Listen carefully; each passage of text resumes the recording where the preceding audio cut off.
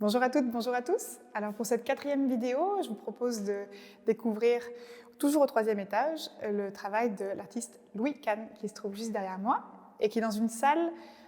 qui rend hommage, disons, à la mouvance support-surface, qui est une recherche de plusieurs artistes dans les années 70, qui va questionner la peinture à nouveau dans ses composantes, ce qui sert de support, ce qui sert de surface, comment est-ce qu'on applique une matériologie sur une toile avec la peinture et la composition aussi. Louis Kahn, c'est un des protagonistes, disons, de cette recherche support-surface, bien qu'il n'en ait pas été uniquement affilié aussi, il a une autonomie dans sa pratique.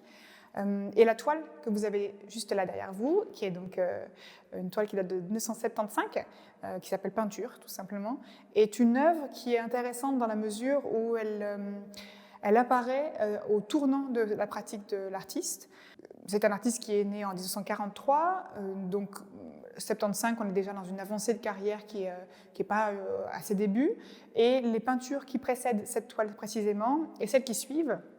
vont être assez radicalement différentes. Donc ça me semblait intéressant aussi de vous proposer celle-ci, en dehors du fait que la MAM en a été l'acquéreur au départ et puis le donateur aux collections du MAMCO. Il y a aussi cet intérêt l'acquisition d'une pièce au moment un moment charnière d'une carrière pour garder aussi un élément constitutif d'une histoire en fait. Et par rapport à cette salle de support surface, Louis Kahn est un petit peu en décalé par rapport à Noël Dola que vous découvrirez juste à côté par exemple, dans une recherche aussi un peu plus absolue, peut-être un peu moins ornementale que ne pourront l'être celles de ses comparses de l'époque. Pour en revenir à cette toile-ci, donc qui est dans un ton rouge-brun, elle est emblématique, je vous disais, d'une recherche particulière, puisqu'elle va être dans la période où l'artiste peint, découpe et réassemble des formes géométriques ou des formes de toile qui ne sont pas enchâssées, donc qui sont libres, laissées libres. C'est une peinture à l'huile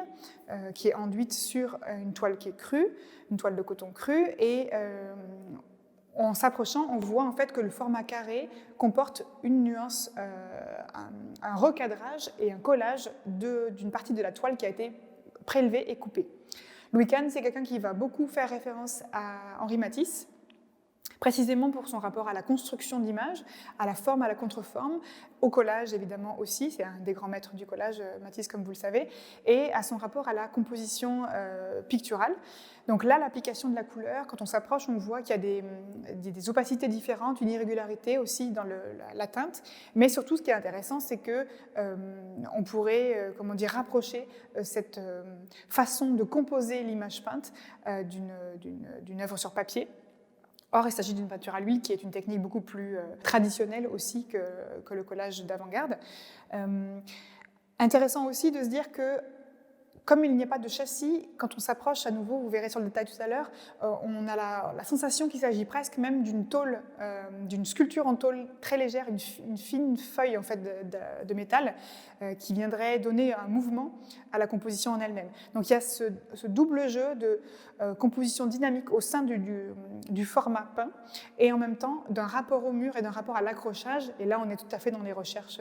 pour le coup support-surface aussi, d'une animation de la surface liée à son mode d'accrochage et son mode de présentation.